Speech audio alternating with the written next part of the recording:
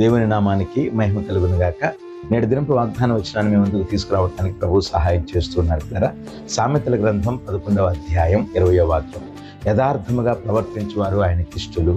దేవుని బిడ్డలారా గమనించండి, ఈ లోకంలో ఒక మనుషుడిని ప్రేమించాలి అంటే, లేక ఇష్టడుగా ఉండాలి అంటే, నచ్చాలి అంటే పిల్లరా, ఆ మనిషిలో ఎంతో మేలైన లేక యథార్థవంతమైన జీవితం కనబడాలి, లేక నీతి కలిగినటువంటి జీవితం కనబడాలి. అబద్ధికుడు, మోసగాడు, లేక ఈ లోక సంబంధమైనటువంటి క్రియలను జరిగించేవాడు, లేక దేవుని నామంలో పిల్లరా మనం ఆలోచన చేసినట్లుగా పాపి అయినటువంటి మనుషుడికే ఇష్టం కానటువంటి పరిస్థితులు లోకంలో ఉన్నాయి. అటువంటి పరిస్థితుల్లో పిల్లరా దేవునికి మనం ఇష్టలుగా ఉండాలి అంటే యథార్థత కలిగిన వారంగా మన జీవితాన్ని కొనసాగించగలిగిన వారమై ఉండాలి. అన్ని విషయాలలో నమ్మకత్వం కలిగిన వారమై ఉండాలి. అలాగనే జీవించగలిగినప్పుడే మనం దేవునికి ఇష్టలుగా జీవించడానికి ప్రభు కృప చేసే దేవుడై ఉన్నాడు. ఎవరికి ఆయన మేలు చేయగలడు పిల్లరా? వాక్యం అంటుంది అదే అధ్యాయంలో మనం చూస్తే పిల్లరా, యథార్థవంతుల యథార్థత వారికి చీకటిలో దారి చూపును అని వాక్యం సెలవిస్తుంది, త్రోవ కనబడుతుంది అని వాక్యం సెలవిస్తూ ఉంది. కనుక మనం ఎంతటి ప్రతికూలమైన పరిస్థితుల్లో ఉన్నా మన యథార్థత మనకు మార్గం చూపించేదై ఉంది. దేవుని యొక్క కృప